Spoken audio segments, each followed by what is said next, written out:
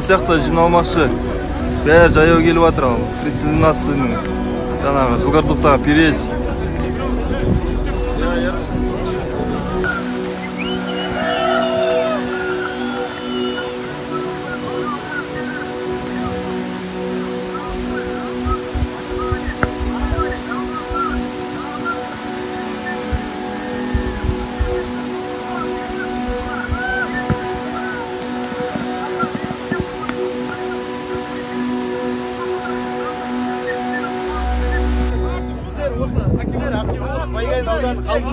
Ел басына күн туғанда ер сыналады дейді. Бүгін міне ер жігіттер бүгін сыналатынымыз, бүгін өзіміздің ойымызды айтатын кезіміз келді жігіттер.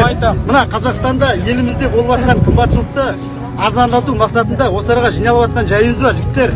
Және де Қазақстан Республикасының президенті Қасым-Жомарт Кемелұлы-Тоқаев мырзаға осы ұсынысымызды, осы арзандатып беруіңізді біздер өтініп сұраймыз. Және де Байғанин ауданының халқы, Маңғыстау облысы Жаңаөзен халқының қолдауын білдіреміз ба?